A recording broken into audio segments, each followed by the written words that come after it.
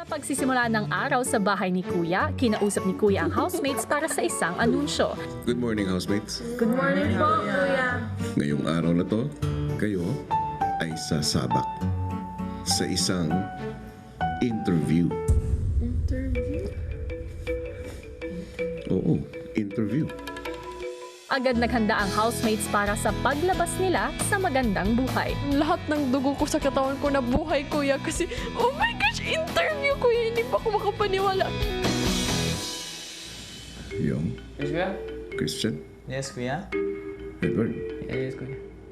at si Kisses. Thank you, housemate. Buang. Ay, Maymay.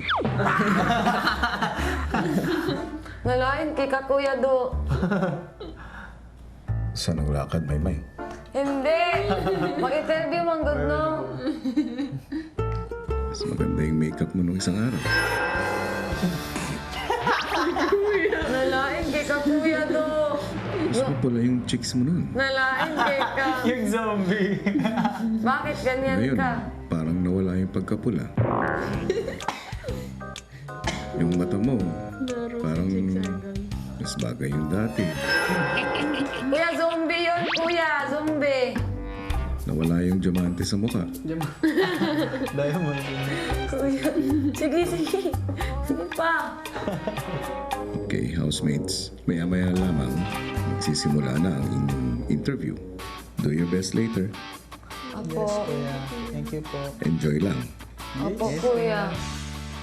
Ilang saglit pa, dumating na ang mga bisitang momshies sa bahay ni Kuya at nagsimula na ang taping ng magandang buhay sa loob mismo ng bahay.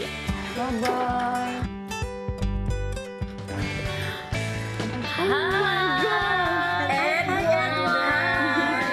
Magandang buhay! Hi! Christian! Hi, Christian! Hi! Oh my God! Over na pala. Huwag na! Sabi ko na, nakapatay, magandang buhay.